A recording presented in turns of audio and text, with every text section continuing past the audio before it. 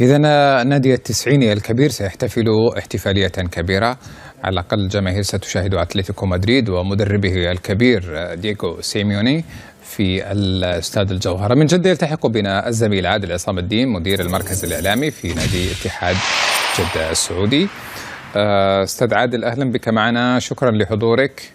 إيش اللوك الحلو هذا؟ من زمان ما شفناك. حياك الله. على وسهلا. أهلا وسهلا.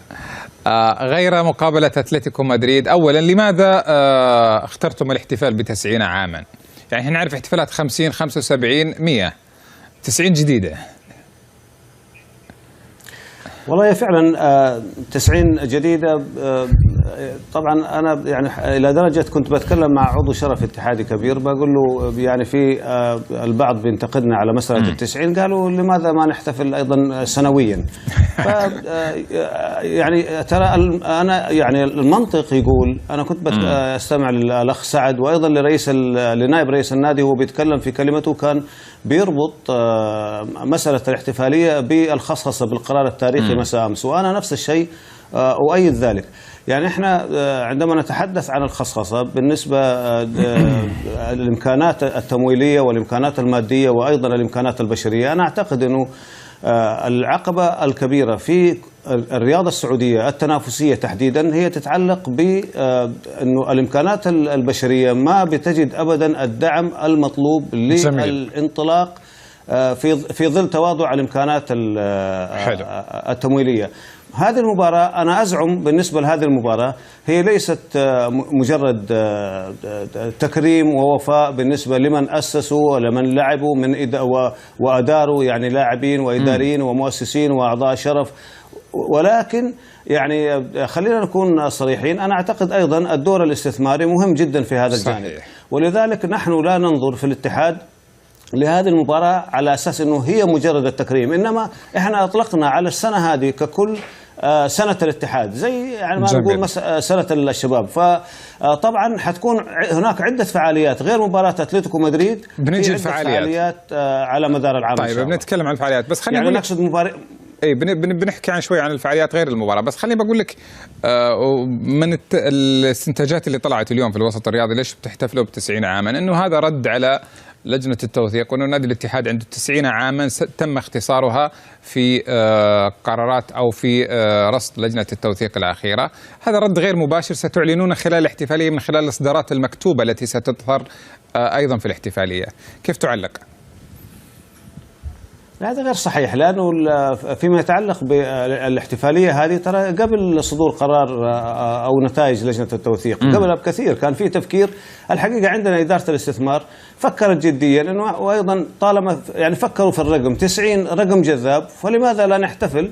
ويعني طبعا هو أولا من باب الوفاء وأيضا من باب الاستثمار، وبالتالي حلو. أنت تكرم كل من بذلوا المال والجهد والعرق في خدمة نادي الاتحاد على مدار 90 سنة، وفي نفس الوقت أيضا أنت تستثمر، وبالتالي تدعم هذا الجانب التمويلي. الجانب التمويلي إحنا طبعا زي ما نعرف هو كما صدر قرار الخصخصة، نعم. يتعلق أولا بالصندوق، والجانب الآخر اللي هو الجانب الذاتي.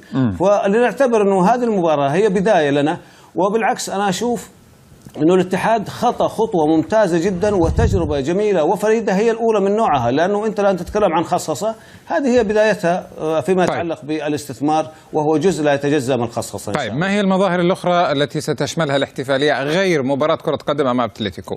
وحكينا شوية عن المباراة، يعني مثلا الاتحاد راح يدعو نجوم عالميين يلعبون بشعار الاتحاد، أو نجوم الأجانب اللي يلعبوا له، أو نجوم سعوديين حاليين أو ماضيين. لا احنا طبعا هي المباراة مع شرط الاتحاد ان يكون اتلتيكو مدريد بكامل نجومه. طبعا هي فرصة لنا، لأن طبعا اتلتيكو مدريد اول زيارة له للمنطقة لم يسبق له القدوم لهذه المنطقة، وبالتالي احنا قبل كذا لعبنا مع ريال مدريد واليوفي وميلان، وهذه تجربة يعني احنا اول نادي ايضا، هذه أولوية للاتحاد انه يستقطب اتلتيكو مدريد في جدة. طبعا حيلعب بكامل نجومه وسيميوني في المقدمة، لكن احنا سنقدم اللاعبين، سيكون هناك حضور أكيد إن شاء الله تعالى. طيب لكن إحنا الاتحاد يعني حيحتفي بكل نجومه من يوم تأسس النادي بإذن الله تعالى، أسماء كبيرة وضخمة، وحتكون هناك فعاليات احنا ما حنعلن عنها الآن، لكن أنا متأكد طبعا في فعاليات ضخمة ومفاجآت جميلة سواء كانت إعلامية أو رياضية بإذن الله تعالى. المهرجان أو الاحتفال إذا جاز التسمية كمهرجان يوم واحد فقط، ولا بيسبق شيء داخل أسوار النادي أو مثلا مظاهر أخرى قبل بيوم بعد بيوم؟